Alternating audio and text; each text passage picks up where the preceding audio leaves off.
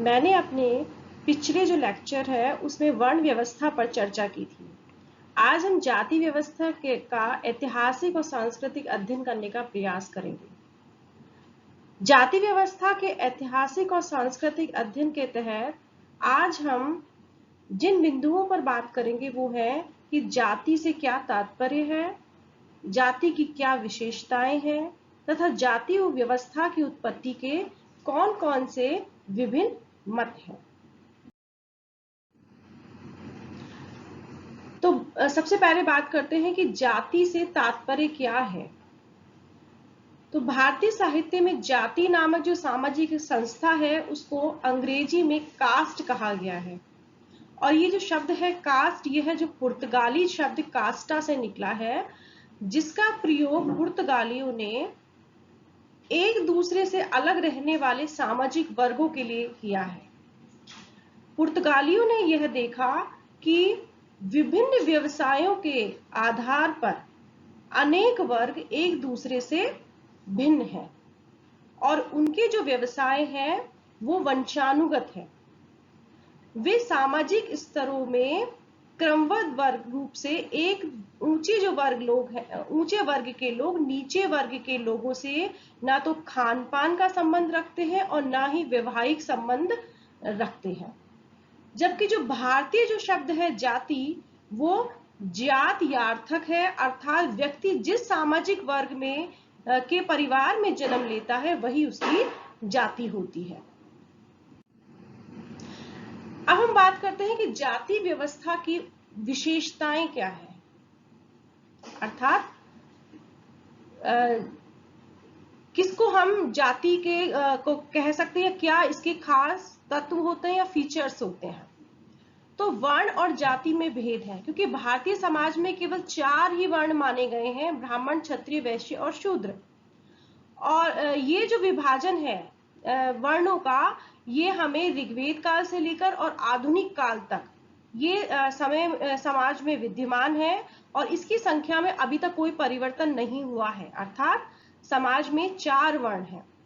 जबकि जो जाति के साथ ऐसा नहीं है, एक ही व्यवसाय करने वाले लोगों का समूह मूल रूप से जाति के रूप में व्यवसाय पर आधारित होता है, किंतु कालांतर में यह वंशानुगत हो जाता है, अर्थात उस समूह में पैदा होने वाले बच्चों की वही जाति मान ली जाती है, चाहे बड़े होकर वो किसी भी वर्गेतर समाज के व्यवसाय को प्रारंभ क्यों ना कर दें।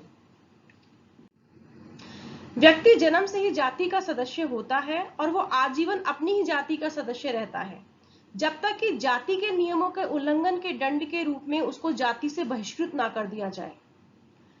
साथ में ही प्रत्येक जाति की अपनी एक पंचायत होती है, जो कि जो खान पान से संबंधित और विवाह से संबंधित रीति रिवाजों के संबंध में वो व्यक्ति के आचारों को नियंत्रित करती है और नियमों का उल्लंघन वाले को वो न्याय सभा के रूप में उचित उसका दंड भी निर्धारित करती है। तो इस दंड का रूप अर्थदंड हो सकता है, प्रायश्चित हो सकता है, या वो जाति से बहिष्कृत भी कर सकती है। एक जाति के लोग अपनी ही जाति में विवाह करते हैं। परिस्थिति और स्थान भेद के कारण सजातीय जो विवाह है उसको नियमों को उदार बना दिया जाता है और अनुलोम जो विवाह है उसकी अनुमति दी जाती है, लेकिन ऐसा बहुत ही कम होता है। जाति से बाहर के लोगों के साथ खान पान निषेध होता है। जातियां सोपान तंत्र में ऊंच नीची जो श्रेणी है उसमें बटी हुई होती है। इसमें जो सबसे सर्वश्रेष्ठ जो स्थान है वो ब्राह्मणों का होता है और अन्य जातियों का स्तर इस बात पर निर्भर करता है कि ब्राह्मणों द्वारा निर्धारित आचार संहिता का किस सीमा तक पालन करते हैं। अब हम जाति व्यवस्था की उत्पत्ति के संबंध में अलग अलग इतिहासकारों ने अलग अलग प्रकार के मत जो दिए हैं उन पर हम चर्चा कर लेते हैं। तो पाश्चात्य विद्वान हुए हैं रिजली, वो जाति व्यवस्था की उत्पत्ति के लिए रंग भेद को और अनुलोम जो विवाह प्रथा है उसको उत्तरदायी मानते हैं। और रिजली ने एक ऐसी स्थिति की कल्पना की है जिसमें आर्यों ने आरंभ में अपने वर्ण में स्त्रियों की कमी के कारण यहाँ के जो मूल निवासी थे, जो दास वर्ग था, उनकी स्त्रियों से विवाह किया, लेकिन उन्होंने अपने वर्ण की स्त्रियों को उन वर्गों से विवाह करने पर रोक लगा दी या नहीं विवाह करने दिया। तो इस कल्पना से रिजली ने यह सिद्ध करने का प्रयास किया है कि जाति व्यवस्था के मूल में आर्यों की जो रक्त शुद्धि बनाए रखने की उनकी एक जो लालसा थी या जो इच्छा थी, वो भावना मुख्य रूप से थी।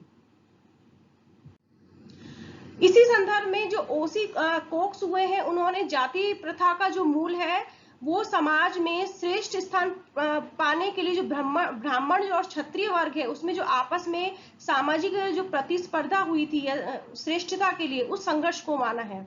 और इस संघर्ष में ब्राह्मणों को अंततः सफलता भी प्राप्त होती है और ब्राह्मण का जो स्थान है वो समाज में वो अपने आप को सर्वश्रेष्ठ रूप से स्थापित कर पाते हैं, जिससे उनमें ऊंच नीच की भावना उत्पन्न हुई और जिसका जो परिणाम है जाति के रूप में सबके सामने आया। और धीरे धीरे ये जाति अभियान अन्य वर्णों में भी धीरे धीरे ब्राह्मण वर्ग से धीरे धीरे क्षत्रियों में, वैश्यों में और शूद्रों में भी एक तरह से ट्रांसफर हो गया या स्थानांतरित हो गया।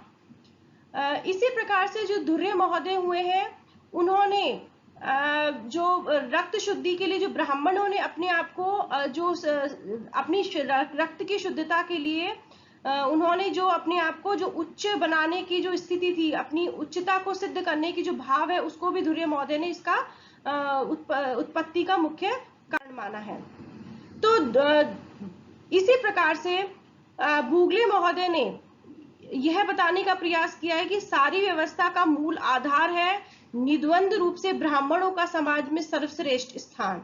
वास्तव में यह हिंदू सामाजिक संगठन का मूल सिद्धांत है।